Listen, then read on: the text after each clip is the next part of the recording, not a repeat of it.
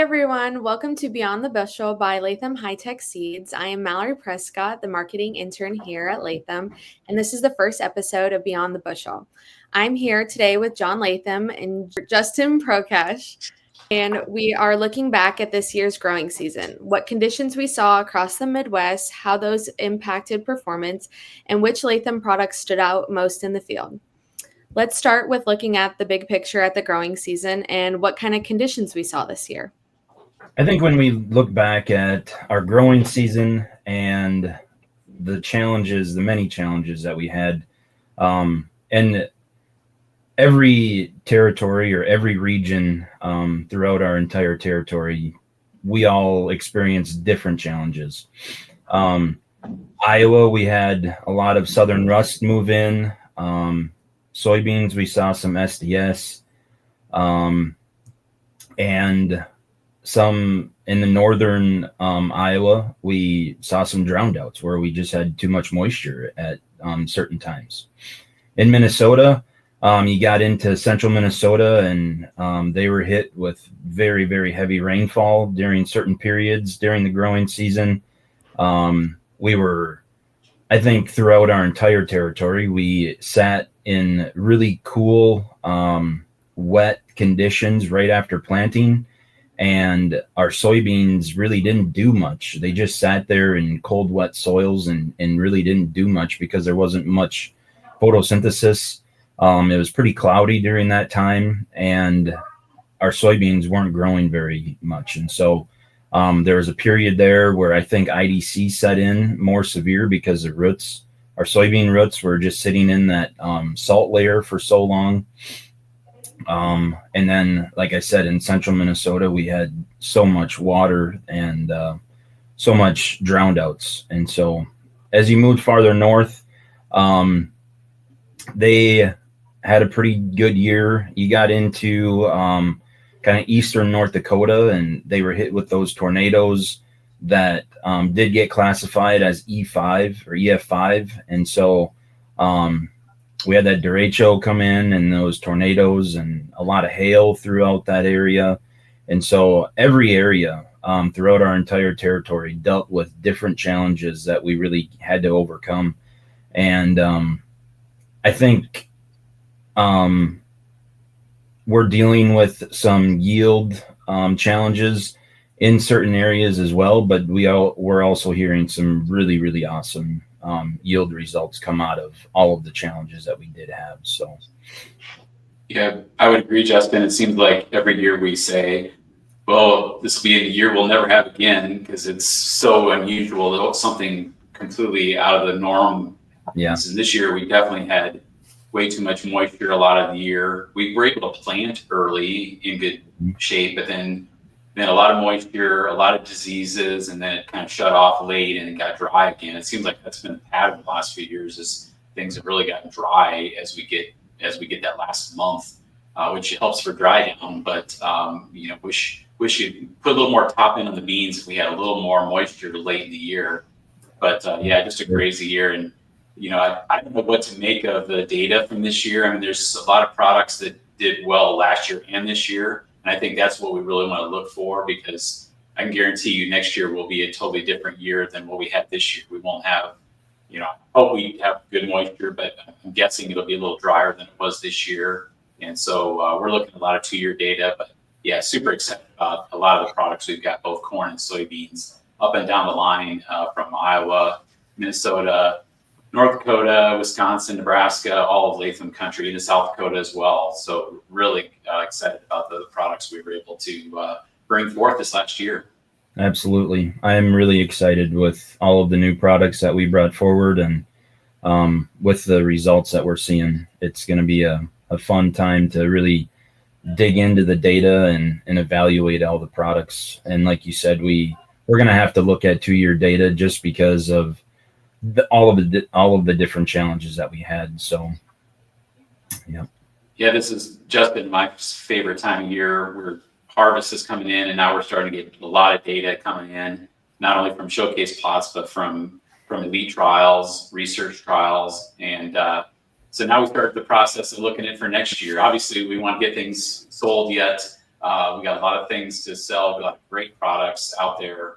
But and Justin and I started looking toward next year, and over the next several months, we'll be looking at a lot of data. It's always a fun time trying to figure out the perfect lineup. And this last year with our J class, bringing 32 new soybeans in the lineup, I couldn't be happier with how they turned out. Some of them, obviously better than others, but overall, this class is the best class I've ever seen in the 31 years that I've been in the seed industry. And, on the corn side too, all the different trade options we've got, from Power Core to, Smart Stacks Pro, Double Pro, BT4, you name it. Conventionals, we've got a lot of great options to talk about. Yep.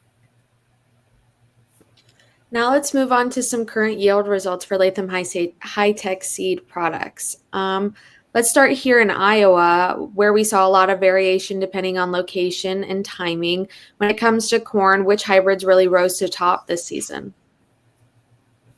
Yeah, I can touch on that. And Justin's up in Minnesota, so I'll let him handle a little more of the Minnesota stuff. But on the corn side, we're super excited about 6226. Now in corn, we've got a lot of data yet to come in, but 6226 all year long just looked amazing. It handled the southern rust very well.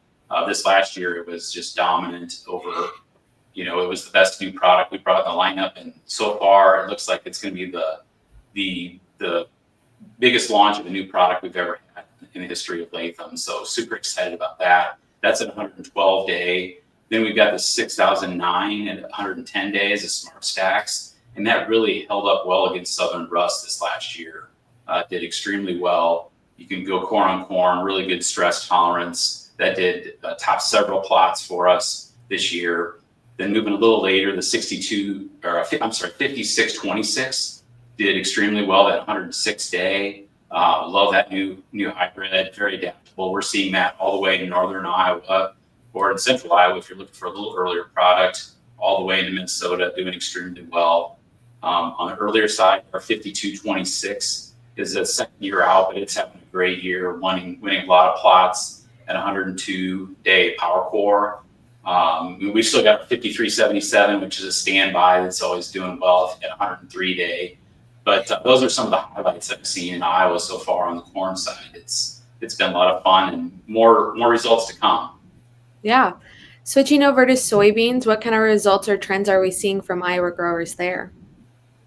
Yeah, on the soybean side, the biggest product, and it's a brand new J-class product, but our 2337 is just absolutely dominating. It's having one of the best years I've ever seen of a new product, any product at Latham. It's won 6 of our plots, and I haven't looked this morning, so maybe it's won another one, but it's won at least 6 of our showcase plots, all the way from Minnesota into central Iowa.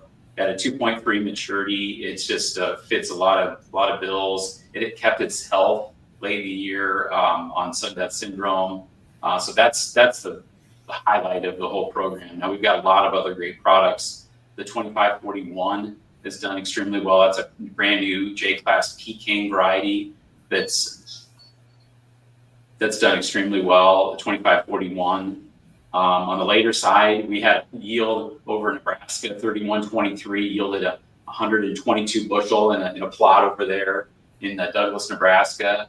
So super excited about that as you go later. And then just the other day, we had a whole field average of our Latham 2871 is E3. It's a Peking variety, and a whole field average yielded 93 bushel down by Oskaloosa, Iowa. That's a whole field average. So, all the way from a group 2 in Iowa, all the way to, mid group 3s, we've got a lot of great, exciting products to talk about for sure. Yeah. Moving up to Minnesota, how are products and yield results over there? There's, as we look into Minnesota, some of our tried and trues that we've had around for a few years. 4909, a 99-day Smart Stack, has been winning a couple plots, having some field averages that are beating the competition by 10 bushels. It's just 4909 is just going to be a staple product for us in that 99-day if we need those below ground traits to help with rootworms. So 4909 is really showing up. 4407 as we move farther north. that one is doing really, really well with a really nice girthy ear on that, and really good late season plant health. Really excited to see the results come in of some of our newer power cores like 5626, like John talked about. That one's been doing really well. 4986, a 99-day power core, as well as its conventional 4980. I know 4980 it topped a plot down by Wells, Minnesota, and then 4986, its power core version, that was number 2, and then 5626 at 106 day was number 3. And so all brand new products, really shining as we bring them and showcase them in these plots for this year, and just super excited. 5856, the new 108 day power core, that one won a plot in near Redwood Falls, Minnesota. Some of the brand new smart stacks like 4828, that one has been doing really, really well. 4648 and 96 day smart stacks pro, just awesome yield results as we have gotten some preliminary results in here in the last couple of weeks. So another one that I really want to touch on is just a awesome product that we've had for a few years. 5559 has just been so consistent. I know it's been some top of the farm products for the last few years, and it's just really doing its thing again this year. 5559 has just been so consistent. Just awesome yield results come in.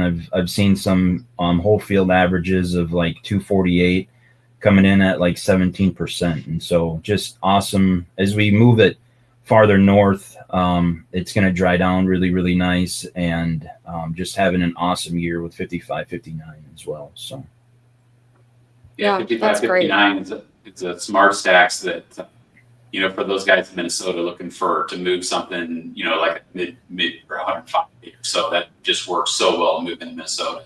And it's done well. We actually had it here on our farm, 5559, and it stood incredibly well, yielded great. And so, yeah, I can testify that's a great hybrid at their 105 day.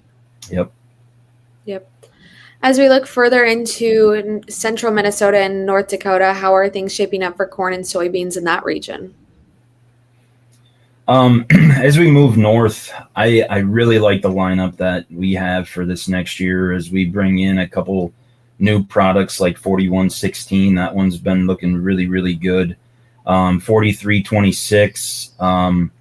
I really like the versatility of that product, and the some early yield results are really shining with that one.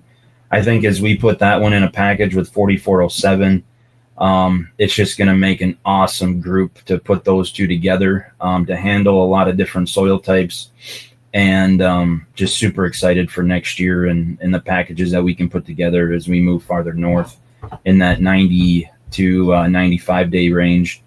But then as we get a little earlier in that sub 90 day market, I really like the 3406 power core.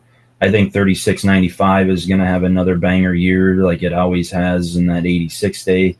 3746 looks really, really good again. And so just some really awesome products to be able to put some packages together as we move farther north, and adding some more power core into that earlier market, I think is going to be really key for those guys, and to hold on to some late season plant health and add some more bushels to it. So really excited about that.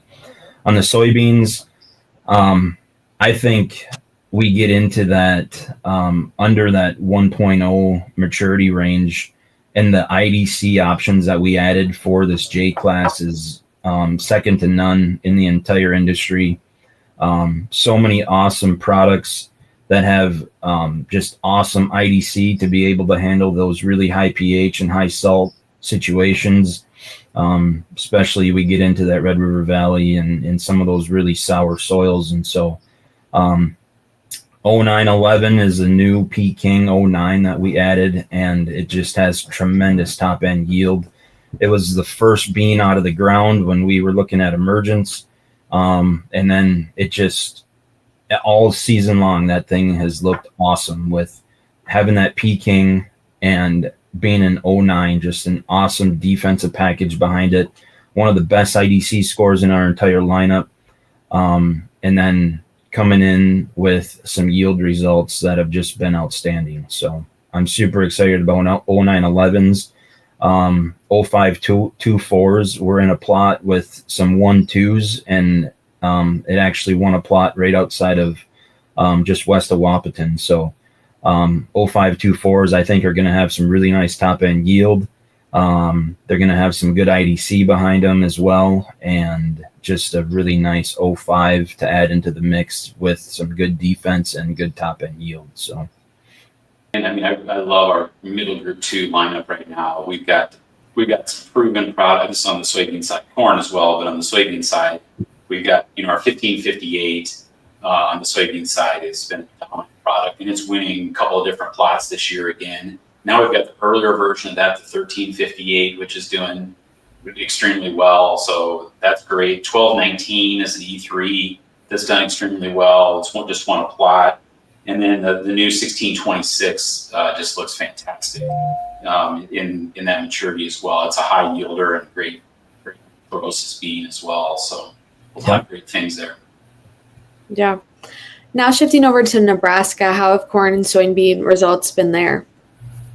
Strong over there. It's been great. The on the corn side, 6226 is doing extremely well over there. The 6009 has done very well on the smart stack side of things. 5626 has done extremely well. Then on the late side, we got our 6306 Power Core has done well there. 6477 is a double pro that the conditions weren't perfect for it because it handles super dry conditions very well, but it still did very well. It's still winning different plots, and we know in a dry year on dry land over there, that's going to do extremely well. So some great corn options for sure in Nebraska. And then I mentioned before that 3123 dominating at 122 bushel in Nebraska was amazing. 2885 is a big winner. 2871 has done extremely well over there. So yeah, a lot of great. The amazing thing is, I don't know what they're doing in Nebraska, but man, they've got some amazing yields. We've seen some 90 to 120 bushel soybean yields, which is just amazing. So talking with some of those guys throughout the growing season, they were just saying that we've never seen a year like this before. I know a lot of them really didn't have to put their pivots on. They never turned their pivots on because they were just got some really awesome timely rains. And we know with how light their soils can be, and to get the yields that they're seeing has just been outstanding. It's just been awesome to see the results come in with some of those guys out there. So, yeah, for sure. Yeah, it's great to hear how things are coming together across each region. Well, I believe that concludes today's podcast. Thank you, John, and thank you, Justin, and thanks to everyone for tuning in to Beyond the Bushel. We'll be back soon with more insights straight from the field.